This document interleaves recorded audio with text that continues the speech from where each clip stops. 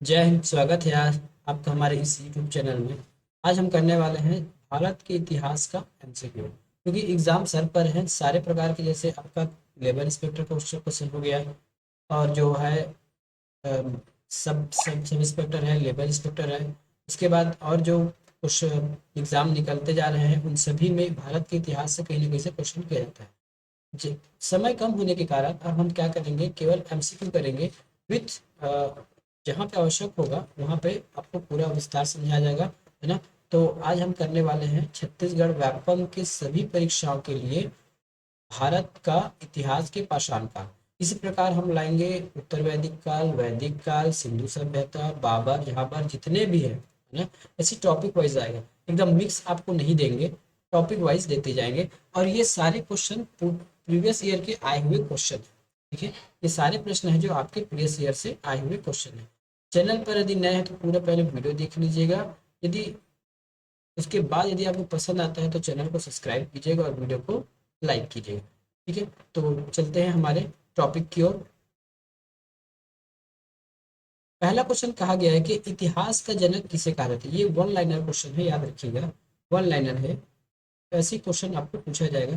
वैसे पाषाण काल से बहुत कम क्वेश्चन पूछे जाते हैं, फिर भी मैंने कुछ कुछ क्वेश्चन अच्छे वाले में डाल दिए हैं। इतिहास का जनक किसे कहा जाता है, तो इतिहास का जनक अरस्तु को नहीं कहा जाता। अलेक्जेंडर कनिंघम जो पुरातत्व है, और रॉबर्ट हुक ये भी अलग है। तो इतिहास का जनक है हमारा हेरोडोटस। भारतीय पुरातत्व का पिता किसे कहा जाता है, तो अब ये हो जाएगा हमारा अलेक्जेंडर कनिंघम। हेरोडोटस के पिताजी हो जाते हैं अलेक्जेंडर कनिंघम। मानव द्वारा पाला गया प्रथम जानवर कौन सा है, तो मानव द्वारा पाला गया प्रथम जानवर है कुत्ता। ये सब क्वेश्चन आए हुए क्वेश्चन है ना। क्योंकि यदि हम लाइव चलाते तो आपका कमेंट लेते, चाहे यदि आप चाहें तो इसमें कमेंट में भी आंसर दे सकते हैं। इस काल को माइक्रोलिथ कहा जाता है, तो माइक्रोलिथ का मतलब पहले समझ लिए। वैसे छोटे हथियार है ना, पत्थर के छोटे हथियार को माइक्रोलिथ कहा जाता है। पत्थर के छोटे हथियार, ठीक है, पत्थर के छोटे हथियार को माइक्रोलिथ कहा दिया जाता है। और माइक्रो का संबंध है मध्य से, है ना। माइक्रो मध्य, इस प्रकार आप इसको याद कर सकते हैं।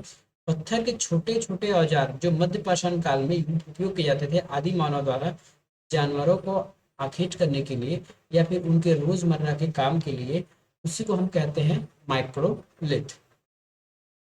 निम्नलिखित में से किस कालखंड में मानव ने सर्वाधिक जीवन बिताया, तो यहाँ पे हमको ऑप्शन दिया गया है पूरा पाषाण काल, नवपाषाण काल, मध्य पाषाण काल। तो आपको जानकर पता होगा कि हमने पाषाण काल को तीन भाग में बांटा था, या फिर बांटते हैं पाषाण काल को तीन भाग में। पहला है हमारा पूरा पाषाण काल, दूसरा है हमारा मध्य पाषाण काल, और तीसरा है हमारा नवपाषाण काल। तो सबसे अधिक समय बिताया गया है इस पाषाण, क्योंकि जैसे जैसे टेक्नोलॉजी बढ़ती जाती है लोगों की भाग दौड़ की जिंदगी बहुत आगे बढ़ जाती है। आप 10 साल पीछे चले जाइए, अभी 2023 चल रहा है, 10 साल पीछे जाएंगे तो आपको बहुत चीज जो है आज के डेट में पुराना होंगे। और पुराने वाले से कंपेयर करेंगे तो आज के डेट में आपको बहुत एडवांस मिलेगा 10 साल पुराना, ना।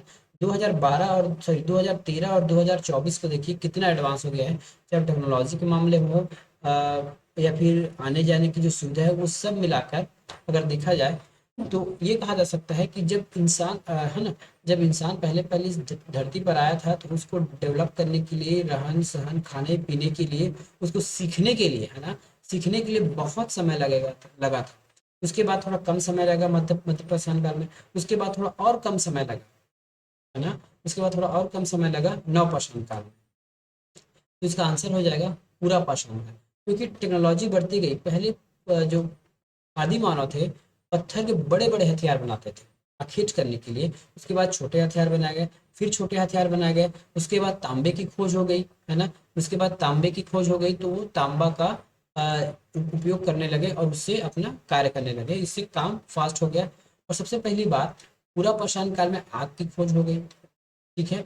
नवपाषाण काल में आपकी पहिए की खोज हो गई, ठीक है। नवपाषाण काल में पहिए की खोज हो गई, तांबा की खोज हो गई।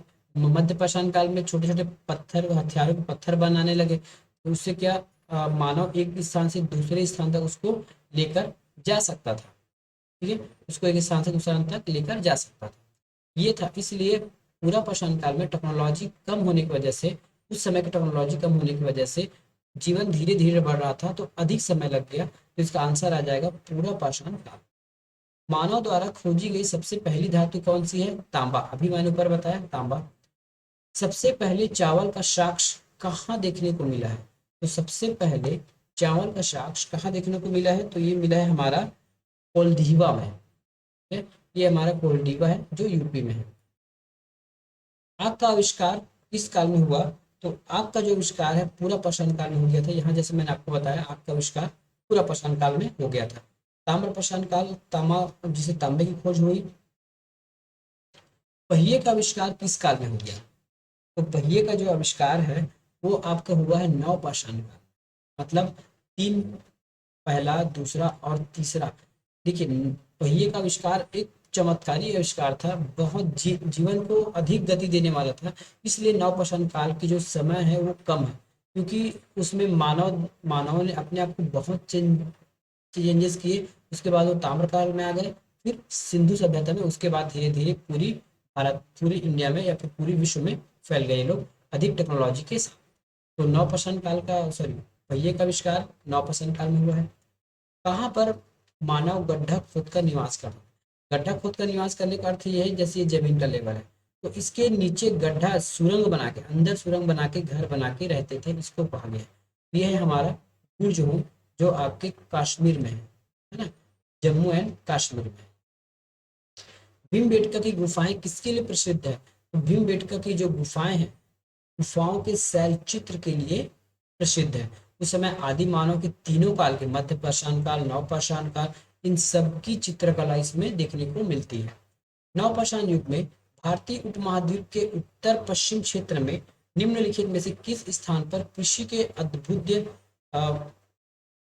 प्रारंभिक प्रमाण प्राप्त हुए हैं? तो यह है हमारा मेहरगढ़, जो सुलेमान की पहाड़ी में पाकिस्तान पर पाया जाता है। राख का टीला निम्नलिखित में से किस नवपाषाण कालिक स्थल से प्राप्त हुआ है? राख का जो टीला है किस नवपाषाण काल से प्राप्त हुआ है? तो ये स्थल है ना, संगन कल्लू, ऐसा एक नवपाषाण काल का है, स्थल का नाम है। भीमबेटका किसके लिए प्रसिद्ध है? अभी बताएं, गुफाओं के शैल चित्र के लिए, क्योंकि क्वेश्चन बार बार पूछा गया है, देखिए, है ना। रॉबर्ट ब्रूस फुट एक वैज्ञानिक थे, ये भूगर्भ वैज्ञानिक थे। ठीक है, रॉबर्ट ब्रूस फुट थे, एक भूगर्भ वैज्ञानिक थे। भारतीय उपमहाद्वीप में कृषि की प्राचीनतम साक्ष्य प्राप्त हुए। भारतीय उपमहाद्वीप में कृषि की प्राचीनतम साक्ष्य कहाँ से मिले हैं? तो ये मिला है कृषि का प्राचीनतम साक्ष्य हमारे मेहरगढ़ के। देखिए, उपमहाद्वीप के यानी भारतीय, कोल्डिवा में तो मिला ही है ना। कोल्डिवा में यदि चावल पूछा जाएगा तब आपको कोल्डिवा लगाना है, कृषि पूछा जाएगा तो आपको मेहरगढ़ लगाना है, याद रखिएगा।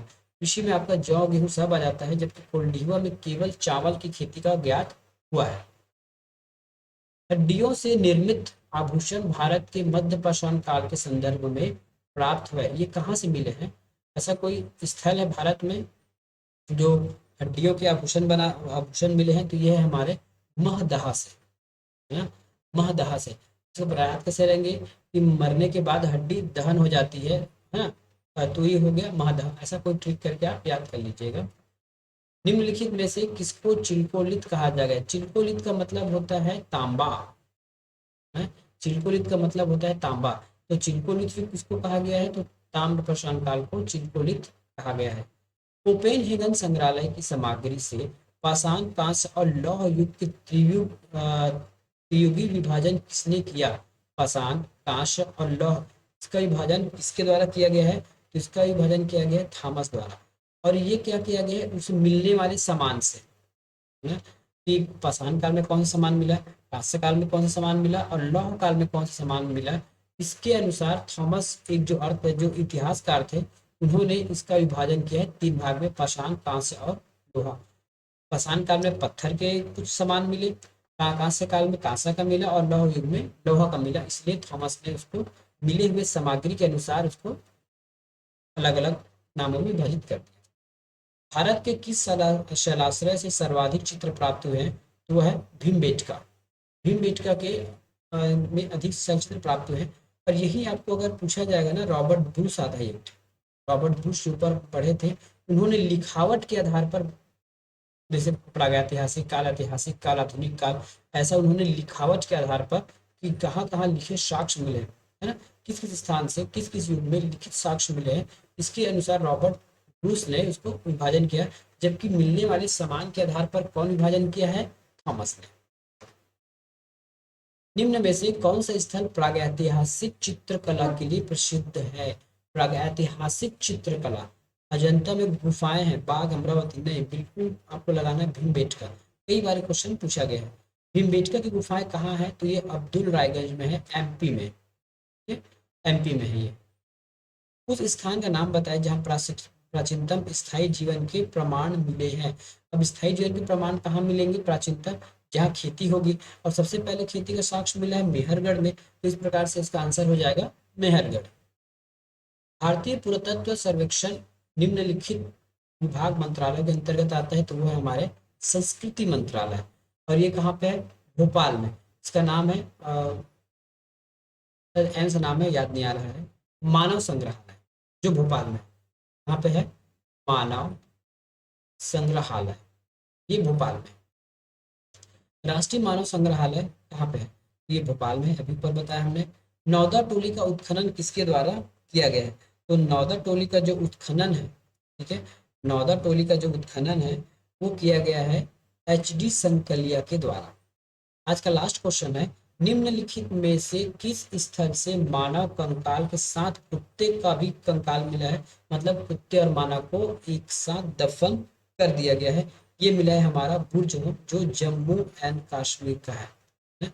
जम्मू कश्मीर है जहाँ गर्तवास बना के रहते थे, वही वाला। ठीक है, तो ये था आज हमारा पाषाण काल से संबंधित इंपॉर्टेंट 28 क्वेश्चन। इसके बाद हम लाएंगे सिंधु सभ्यता का, फिर उत्तर वैदिक काल, उत्तर वैदिक काल, इस प्रकार से पूरे हम पूरे भारत के इतिहास को पूरा कंप्लीट करेंगे। तो आज के वीडियो में ही, आज के वीडियो में केवल इतना ही। यदि आपको वीडियो पसंद आए तो जरूर चैनल को सब्सक्राइब कीजिए, वीडियो को लाइक कीजिए। मिलेंगे नेक्स्ट वीडियो में नेक्स्ट टॉपिक के साथ, तब तक के लिए धन्यवाद, बाय बाय।